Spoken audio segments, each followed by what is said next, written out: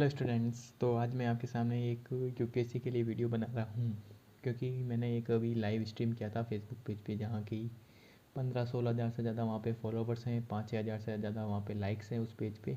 और एक group maintain करता हूँ मैं उस पर, 10,000 लगभग मेंबर उसमें भी जुड़े हुए हैं। तो उन्हीं सभी के बीच में जब मैं आज लाइव गया, पहली बार मैंने वहाँ पर लाइव स्ट्रीम किया, उनको पता भी चला कि एक छोटा सा बच्चा वहाँ पर उनको गाइड कर रहा है। तो ये गाइड करने का आप बोलेंगे कि इतना सा छोटा सा बच्चा आपको कैसे गाइड कर रहा है। तो इसमें सबसे ज़्यादा क्या होता है, गाइड कोई भी कर सकता है। आप वहाँ पे सोचिए वो किस प्रकार अपनी आपकी बात खुद की बात उसके सामने रख पा रहा है। क्योंकि गाइड मैं इसलिए कर पा रहा हूँ कि मैंने लगभग सारे यूपीएससी टॉपर्स के इंटरव्यू देखे हैं। उनके साथ मैंने एक इंटरव्यू भी किया है, एक यूपीएससी टॉपर हमारे साथ जुड़े थे पिछले लास्ट सेशन में। वो वीडियो भी मेरे एक यूट्यूब चैनल पे और आपके फेसबुक पेज पे भी देखने को मिल जाएगा। वो एक आईआरएस ऑफिसर है, डॉक्टर थे, उन्होंने प्रिपरेशन की। तो मेरी भी प्रिपरेशन चल रही है, तो मैं सोच रहा था कि जो मेरी स्ट्रेटजी है, जो जिस तरह से मैंने उसको फॉलो किया है, तो वो सब मैं आपके साथ भी शेयर करूं। तो सबसे पहले ये बात आती है कि सबसे पहले आपको तैयारी कहाँ से करनी है। यदि आप कोचिंग करने जा रहे हैं तो क्या हमको जाना चाहिए या नहीं जाना चाहिए, क्या हम उसमें सर्वाइव कर पाएंगे, इस माहौल में हम टिक पाएंगे नहीं टिक पाएंगे।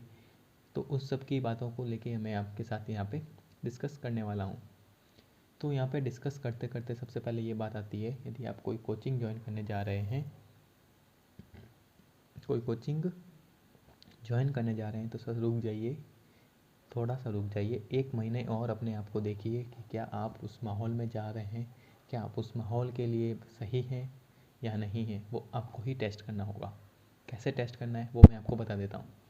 तो सबसे पहले आपको टेस्ट करने के लिए क्या करना होगा, सबसे पहले आपको क्लास 6 टू क्लास 12 की सारी एनसीईआरटी बुक्स उठानी होगी, है ना। क्लास 6 टू क्लास 12 की सारी एनसीईआरटी बुक्स उठानी होगी।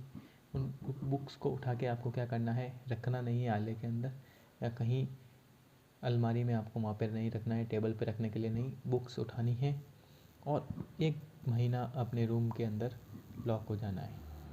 लॉक हो जाने का मतलब ये है कि आप लगभग 6 से 7 घंटे उस बुक्स को पढ़ पा रहे हैं, यहाँ नहीं पढ़ पा रहे हैं। यदि आप नहीं पढ़ पा रहे हैं तो आपको कोई कोचिंग करने की ज़रूरत नहीं है, कोई अपना अलग करियर भी ढूंढ सकते हैं। यदि आप 5 से 6 घंटा उस बुक्स को पढ़ पा रहे हैं, समझ पा रहे हैं, अपने आप को सर्वाइव कर पा रहे हैं, क्योंकि 1 महीना आपको उसमें क्या देखा जाएगा, डिसिप्लिन देखा जाता है। क्योंकि कभी वहाँ पे खरगोश नहीं जीतता है, कछुआ हमेशा धीरे धीरे जो होता है वो यूपीएससी का गेम जीतता है। क्योंकि फास्ट जाओगे सब कुछ छूट जाएगा और ऊपर ऊपर का जो है पोर्शन आपको याद रह पाएगा, तो वहाँ से आप कभी यूपीएससी नहीं पार कर सकते। तो आपको धीरे धीरे चलना होगा, लेकिन स्टडी चलना होगा। तो 1 महीने आप प्रिपरेशन करेंगे तो आपको पता चलेगा कि 1 महीने में मैं कितने दिन नहीं कर रहा हूँ, 1 महीने में मैं कितने ब्रेक ले रहा हूँ। एक दिन मैंने 2 घंटे पढ़ लिया, एक दिन 10 घंटे पढ़ लिया, ऐसा नहीं। डेली पढ़ना है और डेली उतना ही टाइम पढ़ना है जितना आप डेली पढ़ पाते हैं, है ना। तो सबसे पहले तो 1 महीने की ये स्ट्रेटजी हो गई। उसके बाद आप आगे अपना प्रिपरेशन शुरू करते हैं। 1 महीने जब आप एनसीईआरटी पढ़ लेते हैं तो उसके बाद अपनी प्रिपरेशन शुरू करते हैं। तो प्रिपरेशन शुरू करते हैं तो सबसे पहले आपको क्या करना होता है, ये अपना एक ऑप्शनल सब्जेक्ट चूज़ करना होता है। क्योंकि ऑप्शनली आपको क्या दिलवाता है, रैंक दिलवाता है, श्योरिटी दिलवाता है जॉब की, और यूपीएससी क्रैक करने की भी श्योरिटी वही दिलाता है। यदि आपका ऑप्शनल स्ट्रॉन्ग है तो आप यूपीएससी आसानी से क्लियर कर पाएंगे। क्योंकि जीएस में सभी के मार्क्स इक्वल आते हैं, है ना। जीएस में कोई भी किसी के एक सब्जेक्ट में अच्छे आएंगे, दूसरे सब्जेक्ट में लो आएंगे, तो लगभग जीएस का सबका ग्राफ एक जैसा रहता है। ऑप्शनल में सबका वेरी करता है, क्योंकि किसी का ऑप्शनल ज़्यादा स्ट्रॉन्ग होता है तो उसको अच्छे मार्क्स मिलते हैं। ऑप्शनल में पूरा फुल आउट ऑफ फुल भी आप लेके आ सकते हैं, क्योंकि ऑप्शनल आपको पता है कि यही 2 बुक है, इसी 2 बुक के जो कॉन्सेप्ट है, उसी कॉन्सेप्ट पे जो क्वेश्चन बनने वाले हैं। ऐसा तो नहीं है ना उसी बुक में से क्वेश्चन आएगा, उसी कॉन्सेप्ट पे तो क्वेश्चन आएगा।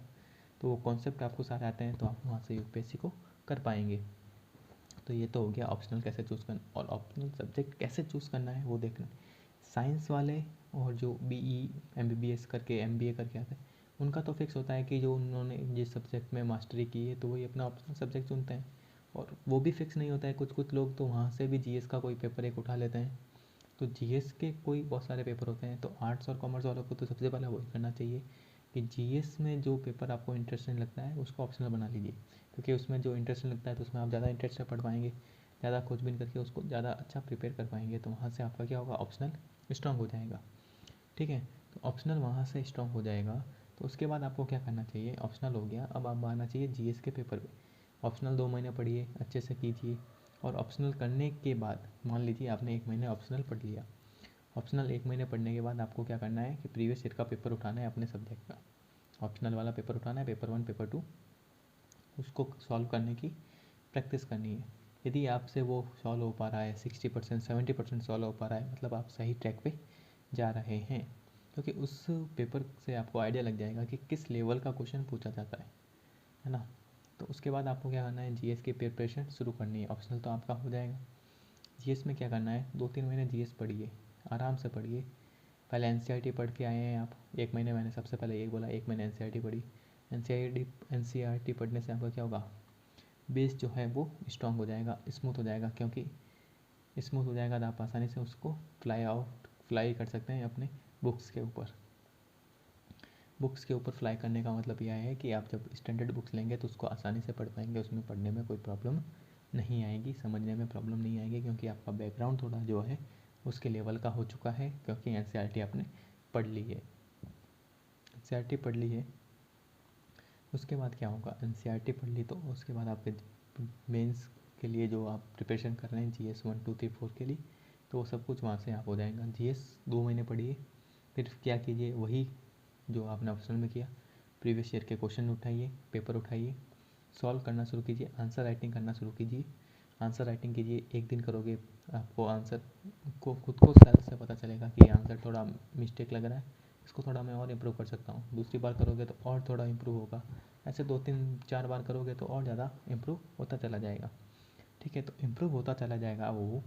तो इम्प्रूव होने के बाद आपको क्या करना है, जब आपको लगे कि हाँ इससे बेटर ये मेरा बेस्ट है ना, उसके बाद आप किसी अपने फ्रेंड से कांटेक्ट कीजिए, जो भी यूपीएससी की प्रोजेक्ट, उससे अपनी कॉपीज चेक करवाइए, है ना। तो उसको थोड़ा मॉडिफाइड लगेगा तो हाँ ऐसा नहीं, ये ऐसा होना चाहिए, तो वहाँ से भी आपको क्या मिलेगा, आइडियाज़ मिलेंगे। तो वहाँ से आप उसके बाद अपने अलग अलग कोचिंग सेंटर्स की टेस्ट सीरीज ज्वाइन कीजिए, वहाँ से अपना मार्क्स का पता लगेगा कि कैसा आंसर राइटिंग कर रहे हैं आप, है ना।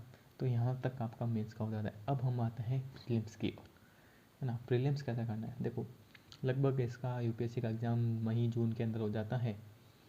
मई और जून के अंदर यूपीएससी का एग्ज़ाम होता है। कोविड की वजह से जो डिले हो रहा है तो उसके बाद अक्टूबर तक जाता है। तो अक्टूबर तक जा रहा है पेपर, तो आपको क्या करना है कि जनवरी फरवरी तक अपना मेंस कंप्लीट करना है, उसके बाद प्रीलिम्स के लिए ऊपर आना है। प्रीलिम्स में क्या है, वही सब कुछ है जो जीएस में आप सब कुछ पढ़ रहे हैं। एक करंट अफेयर्स का जो है वो ज़्यादा आता है, तो करंट अफेयर्स आपको तो डेली पढ़ना है। जब से आप यूपीएससी की प्रिपरेशन शुरू करते हैं उसी दिन से करंट अफेयर पढ़ना शुरू करना होता है आपको। द हिंदू द न्यूज़पेपर है, और ऐसे हिंदी लैंग्वेज में भी बहुत सारे न्यूज़पेपर आते हैं, तो एक न्यूज़पेपर उठाइए, डेली उसको रीड कीजिए, अलग अलग रीड कीजिए, पॉलिटी अलग, इकोनॉमिक्स की न्यूज़ अलग, लॉ एंड ऑर्डर की न्यूज़ अलग। तो उस टाइप से आप उसको कैटेगरी वाइज करेंगे तो आप आसानी से उसको भी कर पाएंगे। उसके बाद आता है एक प्रीलिम्स के अंदर एक सेकंड पेपर आता है जिसको आपसे क्वालिफाई करना होता है, सीसैट का पेपर। तो उसमें आर्ट्स वालों को बहुत ज़्यादा प्रॉब्लम आती है, क्योंकि रीजनिंग और मैथमेटिक्स उनसे थोड़ा कंपेरेटिवली साइंस वालों से थोड़ी वीक होती है, तो वहाँ से आप उसको प्रैक्टिस पेपर करेंगे तो वो आसानी से क्वालिफाई कर पाएंगे उसको। तो उसके बाद आपका आता है पर्सनालिटी टेस्ट। तो पर्सनालिटी टेस्ट के बारे में हम बाद में बात करेंगे, तो सबसे पहले आप मेंस तक का प्रिपेयर कीजिए।